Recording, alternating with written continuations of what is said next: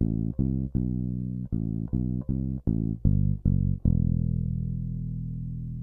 everyone, I'm the okayest bassist, and this is my Strandberg Boden Standard. It is a 5-string, multi-scale, ultra ergonomic instrument. Um, it is very interesting. I will say that. Um, there's a lot to talk about here, but I'm going to try to not make the video super long. It has a bolt-on construction.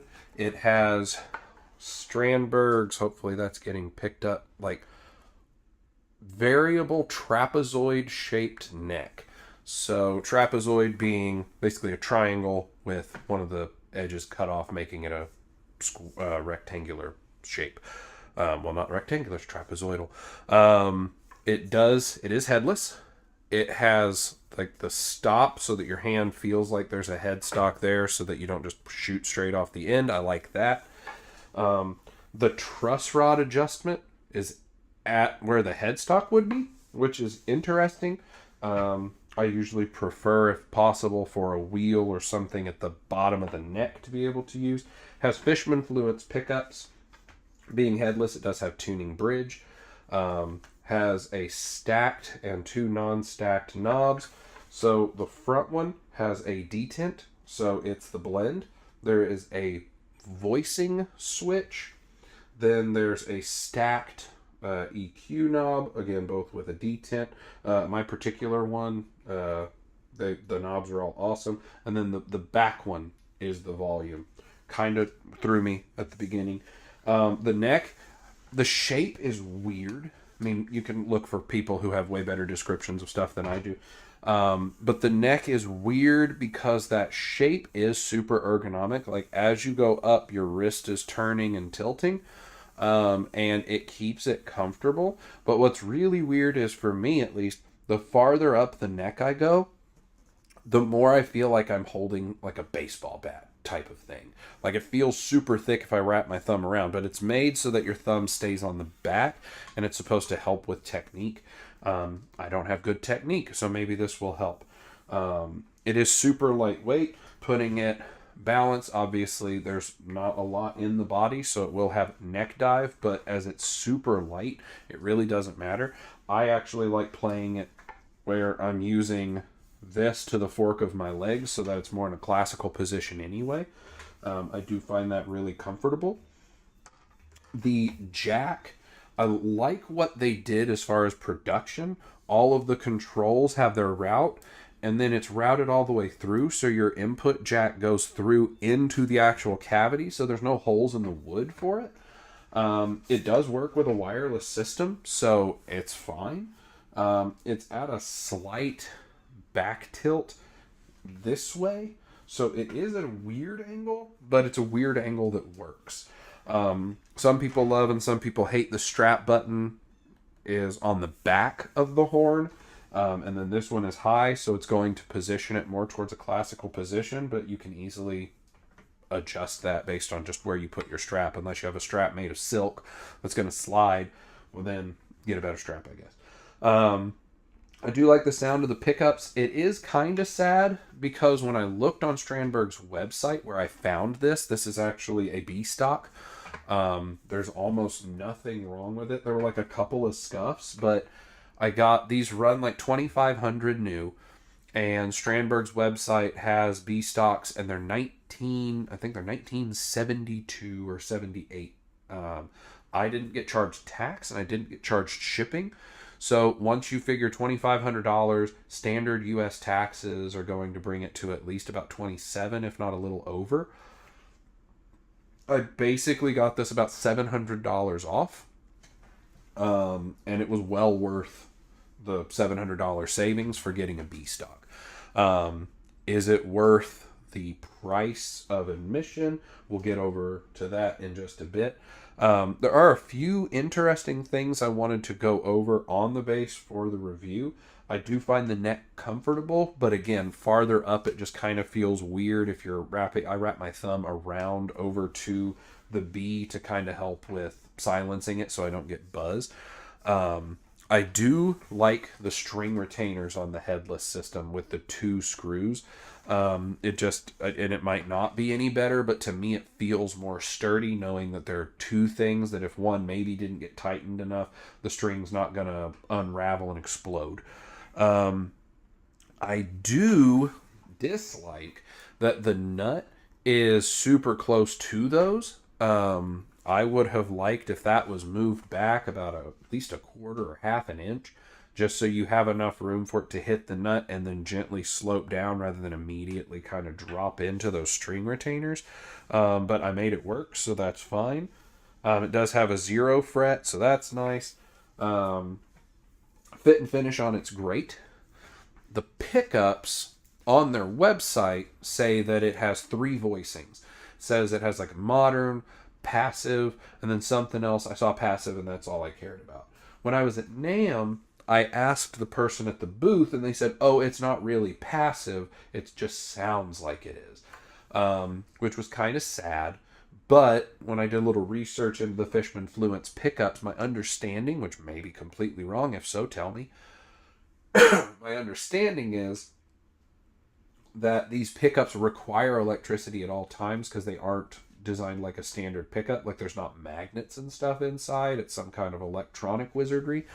So there is that.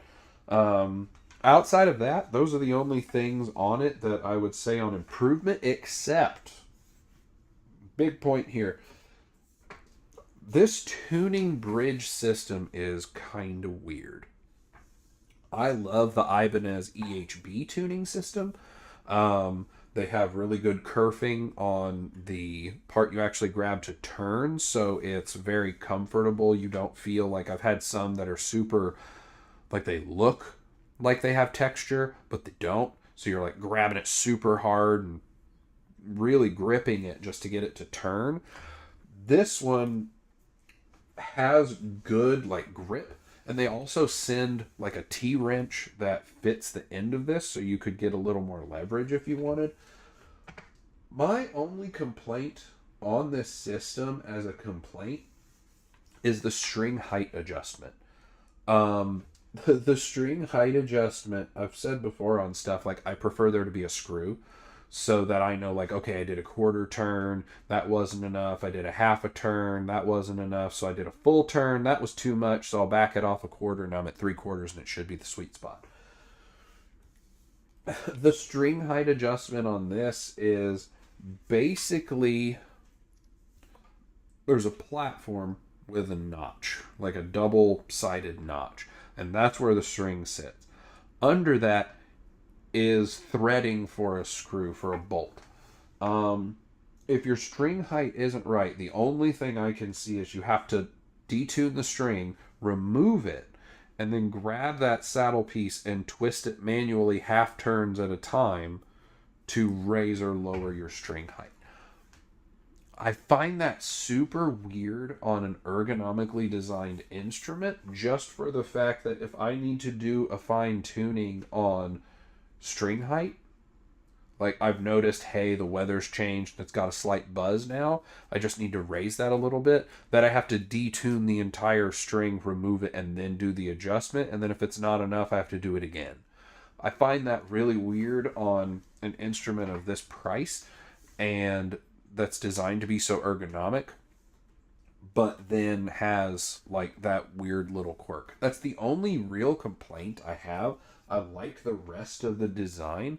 So on my ratings, playability gets a 5. The ergonomics of it, I've known multiple people that I've talked to that have said, yeah, the neck takes some getting used to, but once you're used to it, a normal neck sometimes feels weird. So I'll give it a 5. It's well balanced. Again, it has the horn for classical playing. You can tilt it up if that's what you like. It has the standard setup for playing it down. They made sure that the tuners do not stick out past the woods of the body, so you're not getting that caught on something. Playability, 5 out of 5. Super comfortable instrument, no problems on finishings. It has the 2 soap bar pickups, so that's a good thumb rest if you don't use the string itself. Completely great. On parts, I'm gonna give it a 4. And the reason I'm giving it a 4 is because of the weird string height adjustment, and this might not be fair, but because the Fishman Fluents don't actually have a passive option, I don't think they should say it has a passive on the tone switch. I understand that they don't say it's passive mode, they say it's passive voicing. That's the same thing to me. I'm not that smart. I don't know things. So when I'm looking at what does the switch do and I see the word passive listed, that tells me I should be able to take the battery out, put it in that mode, and that it'll work. So for those two things, I'm docking it a point to a 4. On practicality, absolutely 5. It's headless, so it's shorter. It is the longer scale, but the practicality of this instrument, it's lightweight. I mean, you can just fling this thing around all day. It is not heavy at all. It balances nicely. I mean, if I hold it on the strap button on just the front, I mean, it balances in like a classical guitar position. And the fact that I can do that on one finger, just lifting it up, I mean, it's one finger, lifting it up and down. This thing is super ergonomic, and that's one of the reasons why I like it and chose to keep it. Practicality, 5 out of 5. On purchasability, I'm going to give them a solid 4. You could go on Strandberg's website. If you go through their website, I found it very difficult to find the B stocks. But if you go through like Google, like a regular search engine, and type in Strandberg B stock, you should be able to find it that way. That's how I actually ended up ordering it. I found it by accident, and then I found through the website, and then I had to Google it again to get back to where I'd found it. But purchasability, 4 out of 5. Big box stores like Musician's Friend Guitar Center get them. I had one on order that I put on order end of January, beginning of February, and it was supposed to be there in a couple weeks, and then I got the message, the wonderful message that we all love, your item's been put further on back order, and it wasn't going to be there until the end of May. So that kind of sucks. Places like Sweetwater, Z-Sounds, wherever, they will get them, but it takes them a while until they have them in stock. You can usually find them on Reverb, where some shops that have ordered a few have them. They're basically always $2,500. I've never seen one go on sale. So the B stock through Strandberg would be my recommendation, obviously, because that's what I did. If you can find one of these in the sub 2,000 range, whether it's used in great shape or a B stock, I heavily recommend it. I mean, it is worth that money in my opinion. But they are not the easiest to find. I mean, you can find them new all the time. They deserve a 5 there. But the used market, there is basically nothing. I mean, I searched Reverb for a couple weeks trying to find someone who might have one under $2,000, and that's how I accidentally found the B stocks, was Reverb, and then ended up just Googling it, hoping that I would find some random base store that doesn't have a Reverb, or doesn't have, like, maybe through eBay or something. And that's how I ended up finding it. So that brings our total score to not bad. Not bad. Again, do I recommend it? Obviously, score says that I think that it's pretty good. If you have the money to spend on one, of course, don't go spending money you don't have. But if you have the money to spend on one and you're looking for something lightweight, ergonomic, this can be a great option. I'm going to do another video. I think it will come out very soon, if I remember my timeline correctly. I'm going to do an intercomparison between the Strandberg, my EHB 1505 MS, the blue one, the one that has the same scale length, and my Lignum Custom. So bear in mind that these two are the same and that one is a shorter scale, but I do want to do a comparison because the EHBs are a little cheaper than this as a B stock, quite a lot cheaper new. And then the Lignum Custom, is pretty close in price to this as a B stock. Once you count shipping and stuff, you might have to pay a little more to get the Lignum, but they should be almost the same price. So I'm going to put that video out here soon, giving you a straight comparison, because of course the scores don't always tell the full story, because that's my opinion. But sometimes when you compare something that you thought, this isn't the best, but then you compare it to something else, you're like, oh no, it was actually better. So keep an eye out for that if you're interested. But as for now, as always, thanks for stopping by. Thanks for watching. And I hope you have a wonderful day.